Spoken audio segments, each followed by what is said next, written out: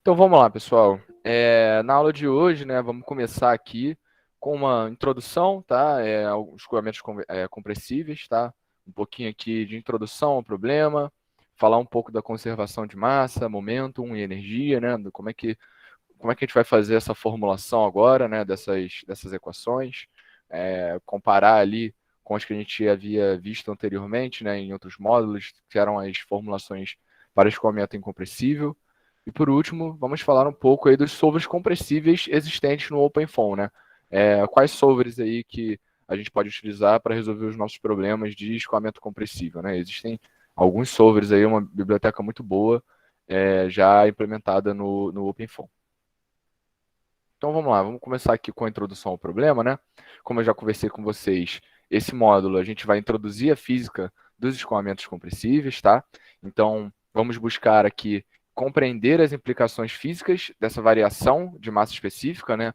Nosso domínio. Agora a gente vai ter a nossa variável lá, o ρ, variando, né, no espaço ali, no tempo no nosso escoamento, que a gente não tinha visto antes. A gente tinha visto no módulo 3, se eu não me engano, umas pequenas variações, né, variações pontuais ali da densidade, mudando com a temperatura, mas agora a gente já vai estar tratando já de uma física aí mais complexa, né, do que mais se aproxima da realidade, tá? Então, como eu disse também, vamos compreender as implicações na formulação matemática, né, das EDPs e tudo mais, que a gente vai utilizar para resolver os nossos problemas, e também a necessidade da solução agora de uma equação de estado, né?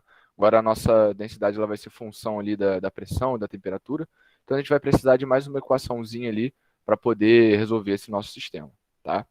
E por fim, vamos conhecer aí os principais solvers, né, do OpenFOAM, voltados para escoamentos compressíveis, né, permanentes, transientes, e também aqueles movidos por empuxo, né? A gente tem é, aqueles solvers Boolean, né, que a gente viu no último módulo, tá? Então vamos lá. O que são escoamentos compressíveis, né? Os escoamentos compressíveis podem ser definidos como aqueles em que a massa específica dos fluidos varia no escoamento, tá? Então isso pode ocorrer ali por questões de velocidade, velocidades muito altas, né? Números de Mach, que a gente vai falar um pouco mais elevados, dividindo aí em escoamentos subsônicos, supersônicos, enfim, isso tudo a gente vai dar uma olhadinha também mais à frente por efeitos de pressão ou também por efeitos ali de gradiente de temperatura, né? Isso tudo vai influenciar na massa específica do fluido que a gente vai trabalhar. Como eu disse também, agora a gente vai estar se aproximando já de uma física mais próxima da realidade, né? Onde todos os fluidos, na verdade, são compressíveis. A gente tem uns fluidos mais compressíveis que outros, né? No exemplo de gases, a gente tem uma compressibilidade maior aí em relação a, por exemplo, os líquidos, mas no fundo, todos eles têm um efeito de compressibilidade envolvido, e nesses casos agora a gente vai considerar, né, essa compressibilidade vai afetar o nosso problema em si. Aqui também, como eu estava falando, dos efeitos de compressibilidade são desprezíveis em alguns casos, né, para números de Mach menores que 0,3, números de Mach onde você está relacionando aí com a velocidade do som, né? Então, para números iguais ou maiores do que 1, você já ultrapassou a velocidade do som no seu escoamento. Então, para números de Mach menores, ele que 0,3, em escoamentos externos, a gente consegue desprezar, né, alguns efeitos aí de compressibilidade, tá? Escoamentos movidos por empuxo, né, no caso de buoyancy driven flows, também são considerados compressíveis, né? No caso, pois o empuxo é gerado justamente por esses gradientes de temperatura, por meio de variação na massa específica, que a gente viu no último módulo, né? Onde a gente tinha ali regiões naquele tutorial de cavidades, né, excêntricas e concêntricas, regiões onde a temperatura era maior, né? A gente tinha uma temperatura fixa numa parede mais alta do que o domínio, e aquela região havia um aumento de temperatura, né? Os fluidos ali, eles é, a temperatura do fluido aumentava naquela região e, consequentemente, a densidade diminuía. Então, aquele fluido que estava em cima, né, que estava mais frio ali, ele descia e o fluido mais quente subia, né? Tu fazia essa troca devido aí aos efeitos gravitacionais e gerava movimento e tudo, como a gente debateu no último módulo e rodou os tutoriais. A gente tem aqui alguns exemplos, né, de escoamentos compressíveis, tá? No caso aí do escoamento em turbomáquinas, tá? Que a gente vê ao redor aí de turbinas, de separadores supersônicos também, em aplicações industriais. Temos também o exemplo do escoamento de ar, né, movido por empuxo e com combustão e reações químicas, né, como a gente vê na figura aqui ao lado.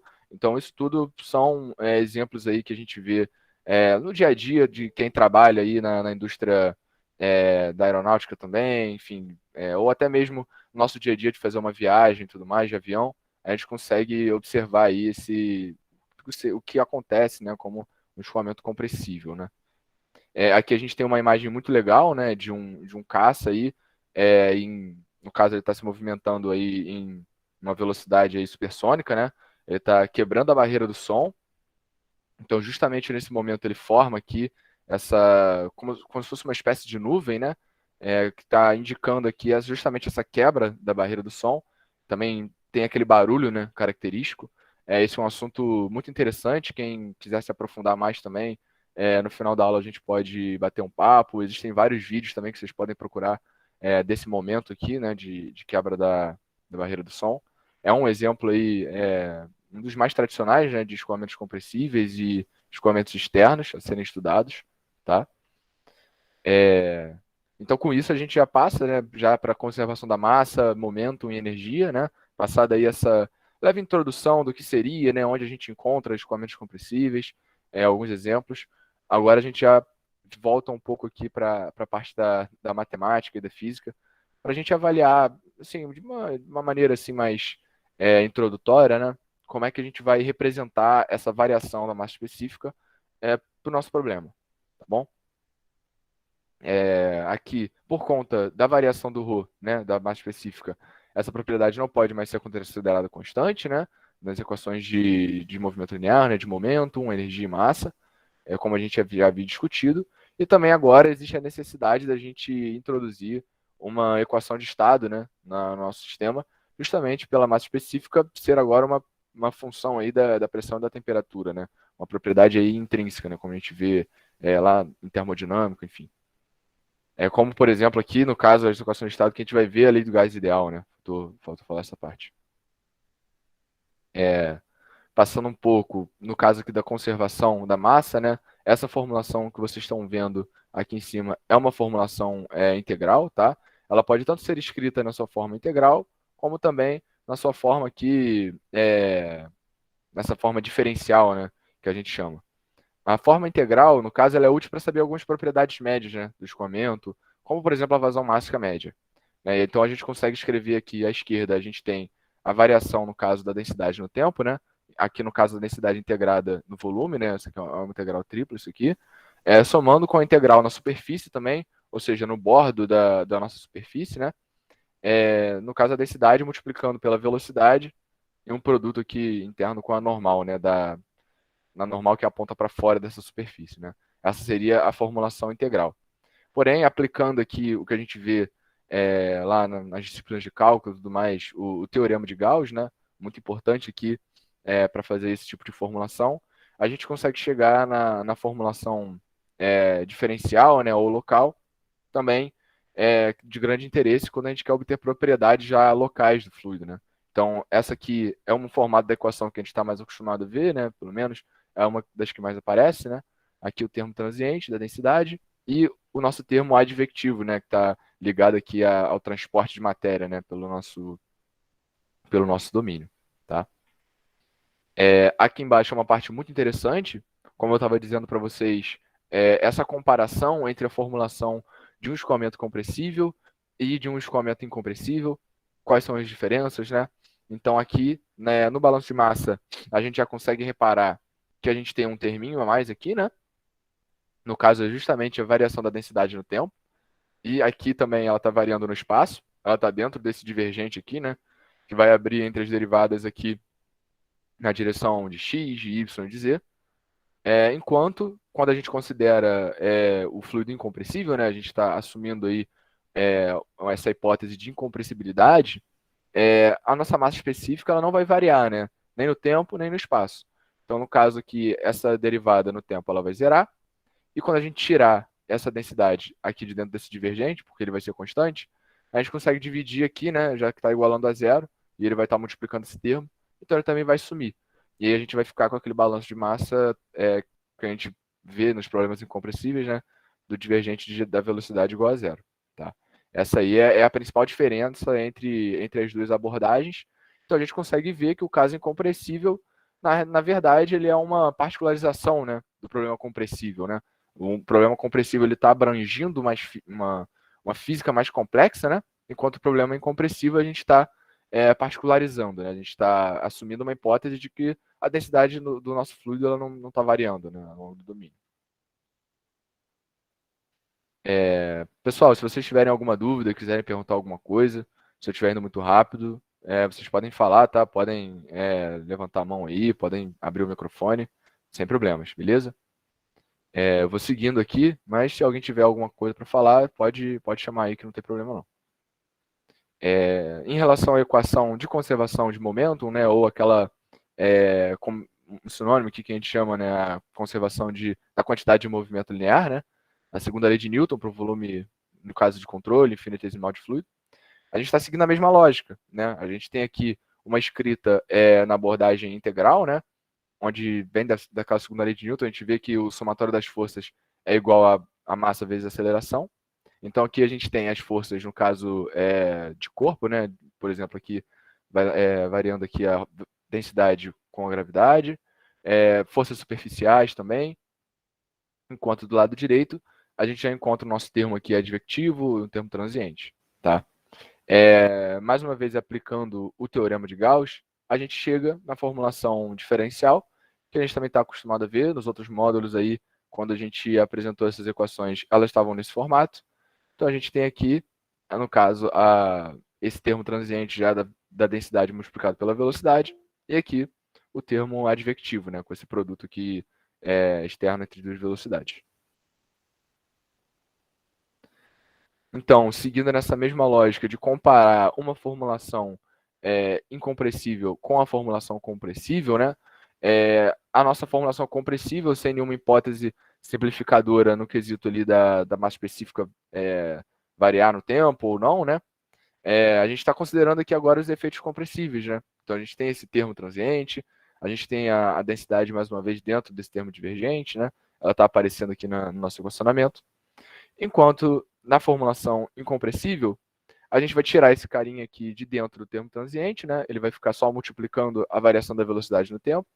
E aqui vai estar também multiplicando o divergente, né? Desse termo, desse produto aqui entre as velocidades. Daria para fazer uma manipulação matemática aqui, dividir essa equação por ρ dos dois lados, né? Que é o que aparece muitas vezes nos outros módulos, a gente mostrou, né, essa formulação dividida por ρ. Nos sobres do OpenFOAM, nos que tratam de escoamentos incompressíveis, está implementado desse jeito, né, já a equação dividida pela massa específica, mas é só uma questão aí de facilitar, às vezes, a implementação, de facilitar para mostrar, né, o equacionamento. Então, a gente tem aqui já essas diferenças, né, bem perceptíveis, como está escrito aqui embaixo, né? Se alguém quiser depois dar uma lida, novamente, isso já tá bem detalhado aqui, né? Então, acho que a gente já consegue passar já para o próximo slide, onde a gente vai falar um pouco da conservação da energia, né? A gente não vai entrar muito aqui na parte de demonstração matemática, né, de como desenvolver esse equacionamento para chegar nessa equação. Acho que isso ia fugir um pouco do escopo do módulo, né, onde a gente quer só fazer uma introdução ao equacionamento e depois rodar uns tutoriais, tá? Mas a gente consegue falar um pouquinho aqui das diferenças, né, e até para mostrar para vocês como que essa formulação aí para escoamentos compressíveis, né? Então, para chegar nessa equação de conservação, a gente parte da primeira lei da termodinâmica, né? Aqui em cima, que pode ser escrita como, no caso, a energia interna do sistema vai ser igual à soma dos trabalhos com o calor, né, envolvido. Então, a gente tem que a energia total específica. A gente pode dividir ela em parcelas de energia cinética interna, como a gente está mostrando aqui, né, nesse equacionamento. Então, contabilizando esse trabalho específico e o calor específico, e aplicando todo aquele teorema de transporte e algumas manipulações matemáticas, como eu falei aqui, a gente não vai entrar muito a fundo nisso, né? A gente obtém a equação de energia, né, no formato diferencial. A gente poderia botar também no formato integral aqui, mas a gente prefere botar logo na forma diferencial. É uma equação um pouco mais complexa, né? Envolve aí um trabalho de dedução mais complexo. mas aqui a gente pode ver, está até bem dividido aqui, no caso o trabalho das forças externas, aqui o calor envolvido e a energia interna do sistema, né? Dividido aqui em, no caso, a energia cinética, né, e energia interna também. Uma estratégia também que é interessante resolver essa equação de conservação da energia em relação à energia interna, né, ao invés da energia total, justamente porque essa parcela mecânica aqui, né, esse U ao quadrado dividido por 2, ela às vezes é relativamente pequena, né, assim, dependendo do seu problema, a energia interna ela vai ter um papel muito maior, né, ela vai sobressair em cima desse termo. Então, também dá para fazer essa resolução em função aí da energia interna, né? E, particularmente, em muitos processos de engenharia, a gente trabalha também com essa propriedade que é a entalpia, né?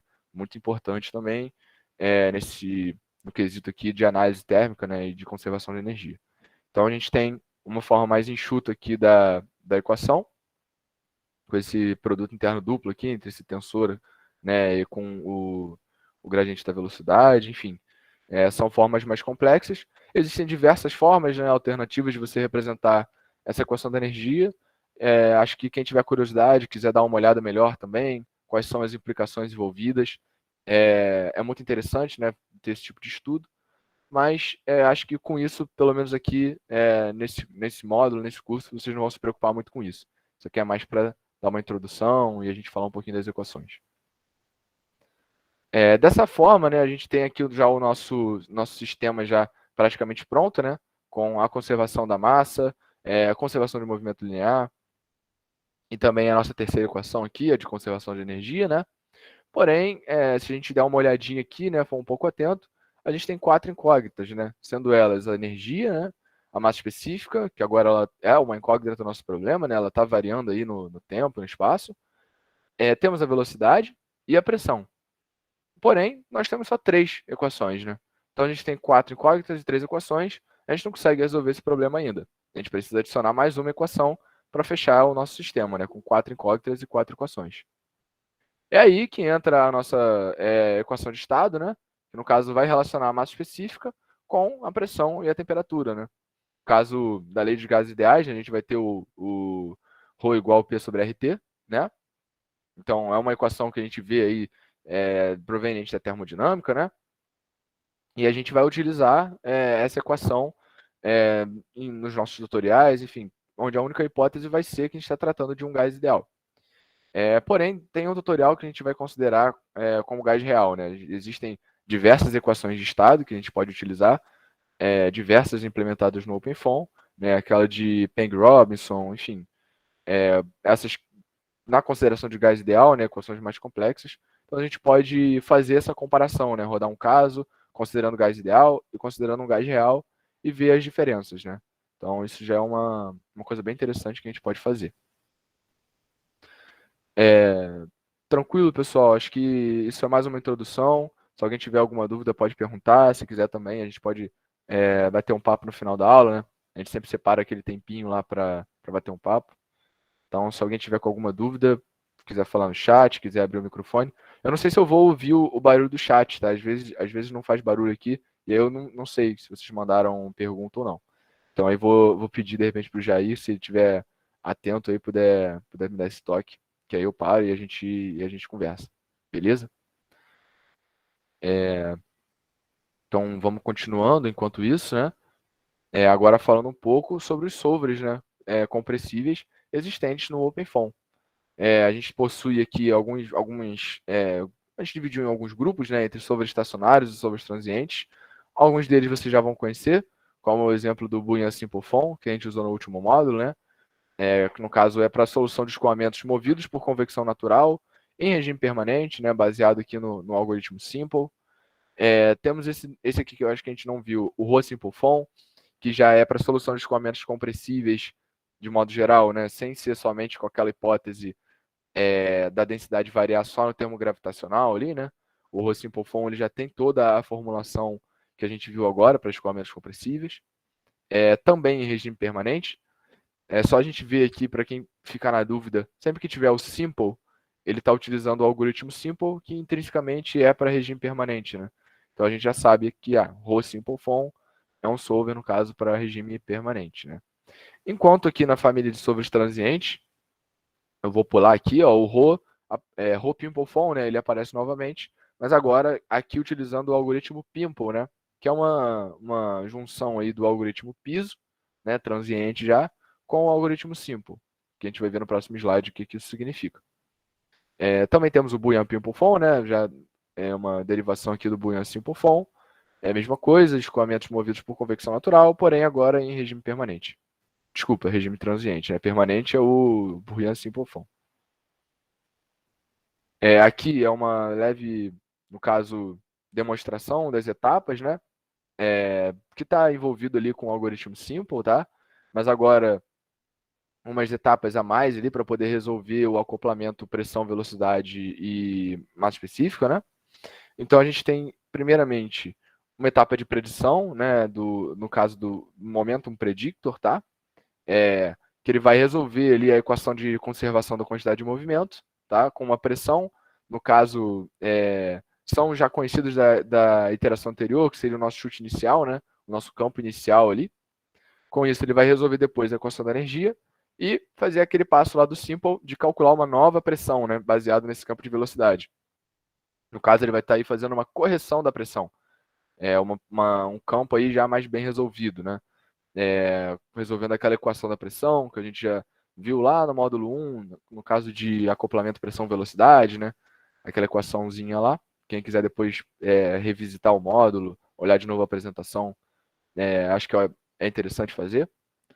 E com isso, né, com esse campo já de pressão corrigida, né, obtido, mais uma vez ele calcula aí os fluxos conservativos, né? No caso, relacionado ao campo de velocidade, que vai respeitar a conservação da massa, por isso que são fluxos conservativos. Vai relaxar explicitamente a pressão e implicitamente os demais campos. Essa etapa de relaxamento, relaxamento não é o melhor termo, né? Etapa de relaxação, diria, envolve aí justamente para você poder atingir uma solução do seu sistema de forma mais estável, mitigando aí aquelas instabilidades numéricas que podem aparecer ao longo da sua solução. Vai corrigir o campo de velocidade e depois disso ele vai verificar se ele convergiu ou não, né? De acordo ali com os critérios estabelecidos pelo usuário de resíduos, enfim. Se por acaso ele tiver convergido, ele vai finalizar esse primeiro loop e vai passar para a próxima iteração.